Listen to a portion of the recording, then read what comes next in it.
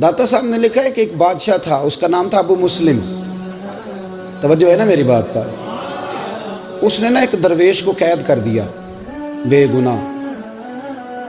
अल्लाह तबारक व तआला के जो बंदे होते हैं ना, उनके साथ खुदाई मदद होती है, खुदाई मदद। अल्लामा नूरानी रहमतुल्लाह अलैह से किसी ने कहा कि हज़रत जी वो आपकी तो इतनी सीटें नहीं थी कौमी असम्बली में, तो आपने कादियानियों को गैर मुस्लिम कैसे करार दिलवा लिया? फरमाने लगे अल्लाह ने कुछ हिम्मत दी, तौफीक दी। तो का कुछ तो बताएं। कहने लगे जब मैं बड़ा परेशान था ना, तो मैंने सीरत की किताब खोली तो मेरे सामने ना वो वाला चैप्टर खुल गया जिसमें महबूब करीम बदर में तशरीफ़ ले गए थे। तो फिर मुझे समझ आई कि अगर रात मुसल्ला आबाद रहे ना, महबूब सारी रात मुसल्ले पे बैठे रहे। अगर रात मुसल्ला आबाद रहे तो सुबह अल्लाह बड़ी मदद फरमाता है। फरमाते हैं जिस रात सुबह असेंबली में आना था, मैं भी सारी रात मुसल्ले पे बैठा रहा, अल्लाह से इखलास भी मांगता रहा, तौफीक भी मांगता रहा। और जब असेंबली में आया तो बोलता मैं था, मदद मेरा रब मेरी फरमाता। तो दाता साहब ने लिखा है, फरमाते हैं एक बादशाह था अबू मुस्लिम, उसने एक दरवेश को कैद कर दिया, बेगुनाह ही कैद कर दिया, बेगुनाह। बादशाह भी अल्लाह अल्लाह करता था। रात को ना उसे ख्वाब में नबी करीम अलैहिस्सलाम का दीदार हुआ। तो हुजूर फरमाने लगे तूने रब के एक दोस्त को कैद कर दिया है। तो वो आधी रात को उठा तहज्जुद से पहले, और बादशाह ने खुद आके ताला खोला जेल का और उस दरवेश को आज़ाद किया। जब वो जाने लगे, वो दरवेश समझ वो भी सारी बात गए, जाने लगे तो बादशाह कहने लगा मैंने आपको आज़ाद तो कर दिया, तो मेरे लिए कोई हुक्म हो तो बताइएगा। तो पलट के कहने लगे जिसके लिए महबूब आके सिफारिशें करें वो फिर दुनियादारों से सवाल करेगा।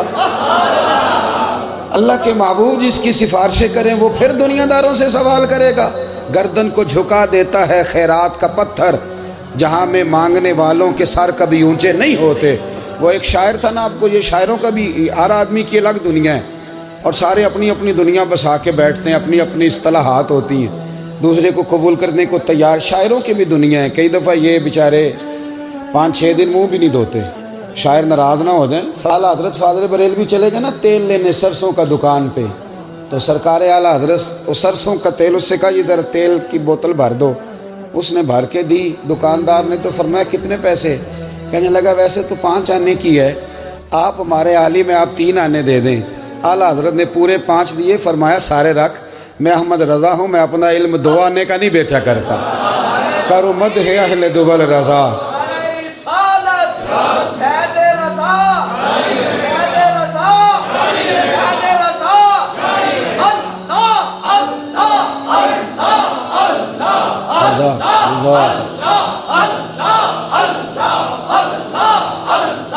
बारक अल्लाह। सुने, कहा करूँ मद है अहले दुबल रज़ा, पड़े इस बला में मेरी बला, मैं गदा हूँ अपने करीम का, मेरा दीन पारा है नान। एक फ़िक्रा दाता साहब ने लिखा है। आप फरमाते हैं जब तो अपनी ज़ात पर, खैर ये हदीस पाक है लेकिन आप उसकी तशरीह अपने लफ्ज़ों में बयान करते हैं। फरमाते हैं अपनी ज़ात पर सवाल का दरवाज़ा ना खोल बैठना, वरना तेरे लिए ज़िंदगी बड़ी दुश्वार हो जाएगी। अपनी ज़ात पर सवाल का दरवाज़ा ना खोलना, कभी हाथ ना फैलाना। जो हाथ फैल जाता है वो दोबारा पलट कर कभी वापस। बड़ी बावकार ज़िंदगी होती है उन लोगों की जिन्हें अल्लाह ने जो दिया होता है वो उस पर राज़ी होते हैं, और जहाँ रब करीम ने उन्हें बिठाया होता है बड़े मुतमईन होते हैं, बड़े शानदार होते हैं। दाता साहब की सारी तालीमात इंसानियत से बात करती हैं, वो तरबियत से बात करती हैं, बड़ी साफ़ सुथरी ज़िंदगी गुजारी। और ये दुनिया इस्लाम के वो अजीम सूफ़ी हैं।